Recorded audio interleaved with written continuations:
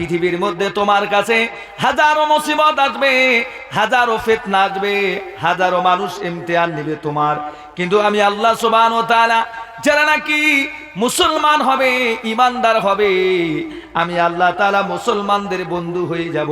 জোরে বলুন সুবহানাল্লাহ। পৃথিবীতে মুসলমান যারা আছে, এই গোটা পৃথিবীর জমিনেতে মুসলমানদের উপর মুসিবত কম না বেশি? কথা কন। মুসলমানদের উপর মুসিবত এটা শুধু আজকের নয়, যেই দিন আল্লাহর নবী হযরতে আবু বকরকে কলেমা পড়িয়েছেন, নবীজির উপর মুসিবত এসেছিল। নবীজি মক্কা ছেড়ে মদিনায় গেলেন। নবীজি মক্কা থেকে অত্যাচার সহ্য না করতে পেরে নবীজি তায়েফের ময়দানে গেলেন, কলেমার দাওয়াত দিতে গেলেন। মক্কার মানুষরা আগেই বলে দিল, আমার দেশে তাকে ঠাঁই দেই নাই, তোমরাও ঠাঁই দিও না।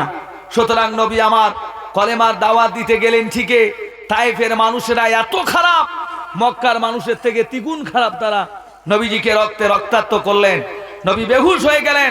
পৃথিবীর কোনো মানুষ নবীকে সেবা যত্ন করলেন না। আল্লাহ পাক আকাশ থেকে জিবরাইল আলাইহিস সালাম আসলেন, নবীজির মাথায় পানি ঢাললেন, সুস্থ করলেন। এরপরে আল্লাহ রাব্বুল আলামিন নবী যখন মক্কায় আসলেন, ওই মানুষগুলো বলে দিয়েছে মক্কাবাসীকে যে মুহাম্মদ সাল্লাল্লাহু আলাইহি ওয়াসাল্লামকে আমরা অপমান করে পাঠিয়ে দিয়েছি। তার মানে নবীজি গোটা পৃথিবীর মধ্যে ওই সময় মনে হয় মানুষের কাছে বোঝ হয়ে দাঁড়িয়েছিল। কোন কথা ঠিক না বেটি? মুসলমান চিন্তা করো, 2003 সালে হাফিজা ডাক্তার বিজ্ঞান আফিয়া সিদ্দিকী, একজন হাফিজে কোরআন, তেনাকে আমেরিকা যুক্তরাষ্ট্র তাকে অ্যারেস্ট করে নিয়ে গেল একটা সন্ত্রাস হিসাবে। তাকে নিয়ে গিয়ে যত নির্যাতন যত করার করলো, তাকে 9 বছর তাকে রেপ করেছে, গণধর্ষণ করেছে।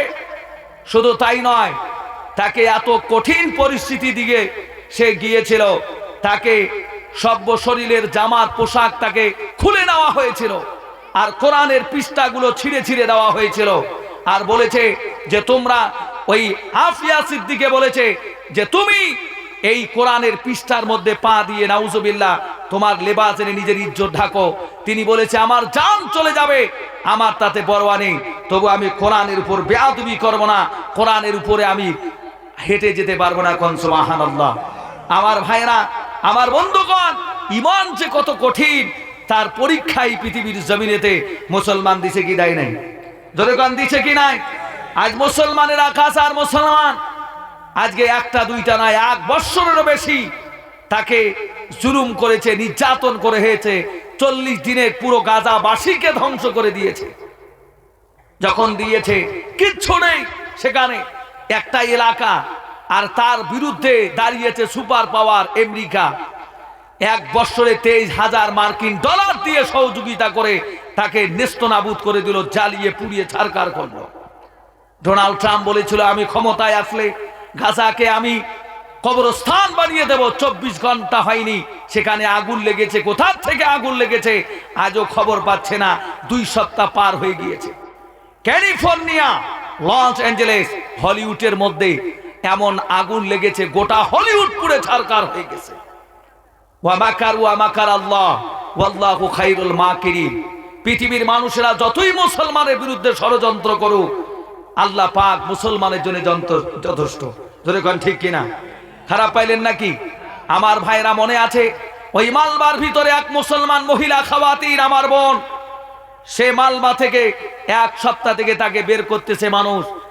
যখন বের করতেছে তাকে প্রশ্ন করতেছে, কতদিন থেকে এখানে? 1 সপ্তাহ থেকে। আমাকে বের করবে, কিন্তু ভাই একটা কথা মনে রাখবে, আমাকে যে বের করো একটা লক্ষ্য করবে, আমার চুলগুলো যেন পরপুরুষ দেখতে পারে না, নালে আমি আমার আল্লাহকে কি কৈফিয়ত দেব? এই ঈমান যখন থাকে, এই মুসলমান খাওয়াতিন, এই মুসলমান মা বোনের দোয়া আল্লাহ শুনছে কি শোনে নাই? সেখানকার মা বোনেরা বলে আমরা রাত্রিবেলা করে সুন্দর করে হেজাব পরে বোরখা পরে রাত্রিবেলা ঘুমাই, জানা নাই আমেরিকার কোন বম বারুদে মিসাইলে আমার জান চলে যায়, আর মৃত্যুর সময় যেন আমার কাপড়টা যেন ঠিক থাকে। কোন সুবহানাল্লাহ। আর আজকে কিছু মুসলমানের মেয়ে, কিছু মুসলমানের স্ত্রীরা তারা ইহুদি নাসরা মুশরিকদের মতন করে না বুকে কাপড় আছে না মাথায় কাপড়, তারা ইহুদি নাসরাদের মতন করে 30 মানায়, তারা পিকনিকে যায়, তারা যত ইহুদি নাসরাদের কালচার আছে এগুলো মেনে চলে, যদি কোন ঠিক কিনা। আমি তাদেরকে বলতে চাই, শোনা ভাই, আমরা ওই নবীজির সামনে কি মুখ দেখাবো? ইসলাম এমন হাসি তামাশা মজাকের নয় যেটাকে হাসি মজাক মনে করে ঠাট্টা ইসলাম বোঝাটা এত সহজ নয়। কথা খারাপ বললাম না? এই বয়ান চলবে না আপনাদের এলাকায়?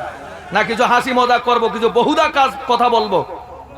এখানে কিসের জন্য এসেছেন? কোরআন হাদিস শোনার জন্য, ধরে কোন ঠিক কিনা? আমি যে কোরআনের কথা বলতেছি, ইসলামের কথা, সাহাবীদের কথা, নবীদের কষ্টের কথা, মুসলিম ইমানদারদের কথা, সেই ইসলাম আপনার নাকি? না আমরা একটু মডেলিং ভাবে থাকতে চাই? মডেলিং ফডলিং বেদ দাও, মডেলিং থডলিং ছেড়ে দাও। এক আল্লাহকে ভয় করো, আল্লাহর দ্বীনকে ভয় করো, কোরআনের মাহফিলগুলো সম্মান ইজ্জত রাখো, তবেই আমরা প্রতিষ্ঠিত হতে পারবো, তবেই আমরা আগে বাড়তে পারবো, যদি কোন ঠিক কিনা?